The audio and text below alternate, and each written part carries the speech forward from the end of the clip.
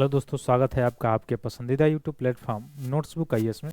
दोस्तों, आज हम लोग बात करने वाले हैं भूगोल का एक बहुत ही पसंदीदा टॉपिक है, जहाँ पे किसी भी देश का अधिकार क्षेत्र नहीं है, केवल वैज्ञानिक शोध ही संभव होता है।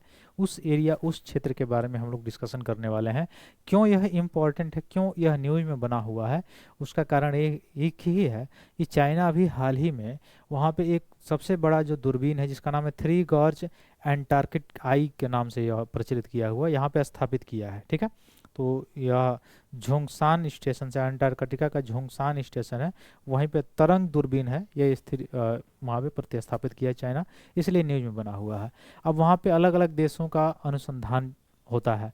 ऐसे आपको पता भी है, अंटार्कटिका जो है इसकी ट्रीटी अभी हुई थी, तो अंटार्कटिका ट्रीटी का जो बैठक हुआ था अभी पिछले वर्ष 2024 में भारत में हुआ था। ठीक ना, तो ये जो ट्रीटी है, जो इसमें संधि है, इसमें आप देखेंगे कोई भी देश का ये एरिया नहीं होता है। यह मुख्यतः सभी देश जो अनुसंधान होता है उसके लिए काम, जैसे भारत में है भारती हो गया, फिर मैत्री हो गया, ठीक है, मैत्री सेकेंड हो गया, ये सारी चीज़ें प्रचलित है अनुसंधान भारत के।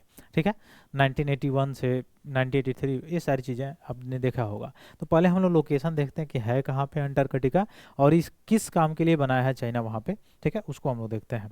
तो जैसे आप पृथ्वी देखे होंगे, पृथ्वी में जैसे आपने देखा होगा कि जो पृथ्वी है वह पूर्णतः गोल तो नहीं है, लेकिन जिस तरह से पृथ्वी आपने देखा होगा वह है कैसी, वह सपोज दैट मान लीजिए कि ऐसी है, ये है आपकी पृथ्वी। ठीक है, अब ये पृथ्वी पे ये मान लीजिए ये लाइन है इक्वेटर की।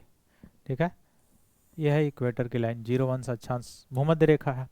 इधर वाला जो पार्ट है यह नॉर्थ जो है पोल है, और इधर वाला जो पार्ट है वो साउथ पोल है। ठीक है, आपने देखा होगा, यह है भूमध्य रेखा, विषुवत रेखा जिसको कहा जाता है, जिसपे सूर्य की किरणें सीधी पड़ती हैं। ठीक है, तो और निम्न वायु दाब का क्षेत्र होता है, लोअर प्रेशर यहाँ पे होता है। ठीक, अभी ऊपर वाला जो भाग है, ध्रुव है, यहाँ पर क्या होता है, यहाँ पर स्थित है आर्कटिक। यह कौन सा वृत्त है, आर्कटिक है। और ये नीचे वाला जो आप पार्ट देख पा रहे हैं, यहाँ पर स्थित है अंटार्कटिका।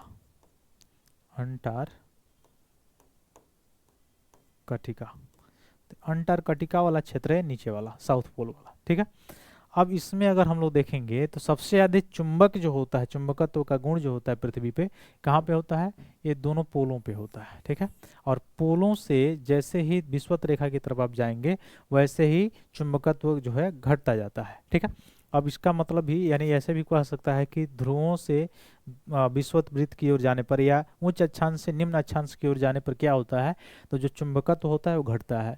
कोरियोलिस फोर्स भी आप कह सकते हैं। कोरियोलिस फोर्स जो होता है 0 अंश पे बिल्कुल नहीं होता है, उसके ऊपर बढ़ता है, उसके ऊपर भी बढ़ता है, लेकिन 0 अंश पे क्या होता है, कम होता है, मतलब होता ही नहीं है, ना के बराबर होता है। वैसे ही आप देखेंगे सूर्य तप, तो जैसे जैसे आपका अक्षांश बढ़ेगा सूर्य तप भी क्या होता है, कम होता चला जाता है। जैसे जैसे अक्षांश बढ़ेगा वैसे वैसे सूर्य तप भी क्या होगा, कम होता जाएगा। फिर आते हैं ग्रेविटेशन पे, गुरुत्वाकर्षण पे।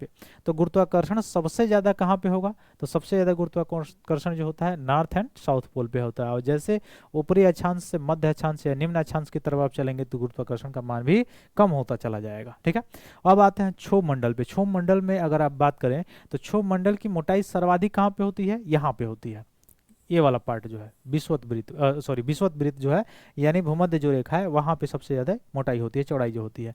और यहाँ पे आते आते क्या हो जाता है, थोड़ा सा चौड़ाई इसकी क्या हो जाती है, क्षोभमंडल की कम हो जाती है। उसका कारण क्या है, उसका भी रिलेशन है कहीं ना कहीं सूर्य तप से। ठीक है, क्योंकि जो सूर्य तप होता है तो जो गैसेज होती हैं वह निचले क्षोभमंडल में होती हैं, तो सूर्य तप के कारण यहाँ पे ज्यादा सूर्य तप आता है, तो यह विकिरण जब होता है तो उन गैसों को कुछ हद तक उठाता है, तो यहाँ तक ये पाई जाती हैं। इसलिए ट्रोपोस्फियर आपका थोड़ा सा विषुवत वृत्त पे चौड़ा होता है, लेकिन वो आप ध्रुव पे देखेंगे तो कम होता है। तो इसको ऐसे भी कहा सकता है कि ध्रुवों की तरफ बढ़ने पर जो क्षोभ मंडल है उसकी मोटाई कम होती चली जाती है। या दूसरे तरह से आपसे ऐसे पूछा सकता है कि निम्न अक्षांश से उच्च अक्षांश की ओर जाने पर क्या होती है, तो विषुवत जो क्षोभ मंडल होता है उसकी मोटाई कम होती चली जाती है। या दूसरे तरह से ऐसे भी कह सकता है कि ध्रुवों से विषुवत वृत्त की ओर आने पर जो क्षोभ मंडल की मोटाई होती है वो बढ़ती है। ठीक है। या उच्च जो वायुदाब का जो क्षेत्र होता है वहां से निम्न वायुदाब के क्षेत्र की तरफ जब चलेंगे, या उच्च अक्षांश से निम्न अक्षांश की ओर जब आप चलेंगे, तो वहां पर भी आप देखेंगे कि क्षोभ मंडल की ऊंचाई जो है, क्षोभ मंडल की जो चौड़ाई है वो ज्यादा होने लगती है, ठीक है, यानी बढ़ने लगती है। तो ये सारी चीजें कंसेप्ट है। अब बात यहाँ पे अभी जो चल रही थी अंटार्कटिका का, ये वाले क्षेत्र का बात चल रही थी। यहाँ पे पूरा बर्फ ही बर्फ है। अब बर्फ है, बर्फ क्यों है? आपको पता है कि पृथ्वी बिल्कुल सीधी नहीं है, झुकी हुई है। और दूसरा चीज, यहाँ पे सूर्य का जो है नतिकोण, यानी सूर्य की किरणें यहाँ पे पहुंच नहीं पाती हैं, ठीक है। अब सूर्य की किरणें जब नहीं पहुंच पाएंगी, यानी सूर्य की किरणें जब यहाँ पे नहीं पहुंचेंगी, तो क्या होगा? यहाँ पे क्या रहेगा? ठंडा रहेगा। और जब ठंडा रहेगा, टेम्परेचर बिल्कुल कम रहेगा, तो क्या हो जाएगा? बर्फ बना रहेगा, ठीक है। तो यहाँ पे सबसे ज्यादा बर्फ की चादरें हैं, ठीक है। तो यहाँ पे अनुसंधान होता है। आइए हम लोग देखते हैं क्या क्या चीजें हैं इसमें।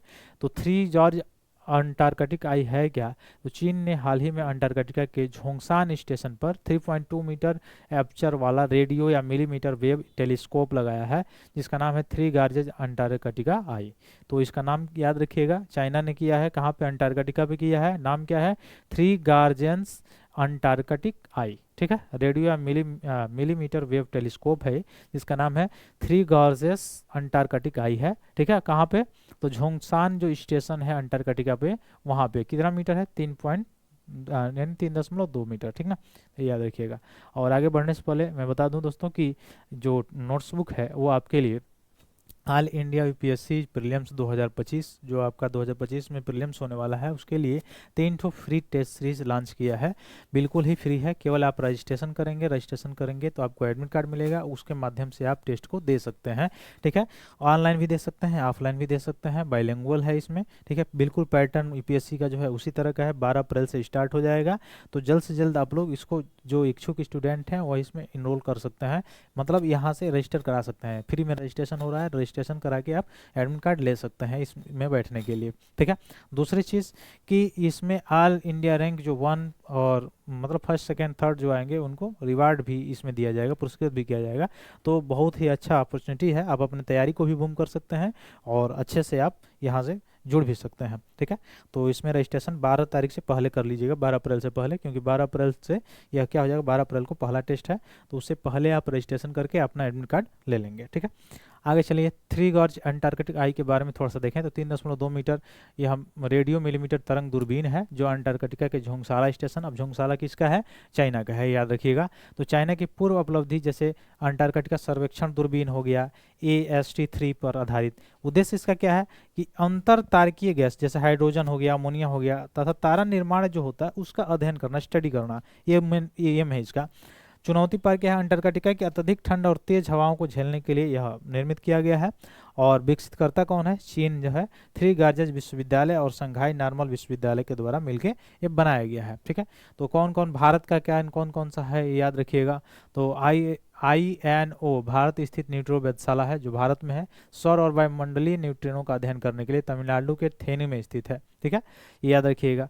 फिर IS-क्यूब न्यूट्रॉन जो वेधशाला है USA का है, दक्षिणी ध्रुव पे, ठीक। तो यह USA का याद रखिएगा, क्या है?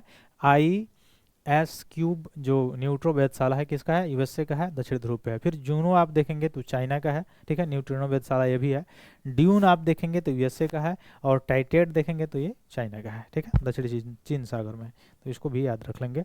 तो ये कुछ इंपॉर्टेंट तथ्य थे इसमें जो मैंने बताया आपको। मिलते हैं फिर अपने अगली क्लास में, तब तक के लिए बहुत बहुत धन्यवाद दोस्तों। जय हिंद।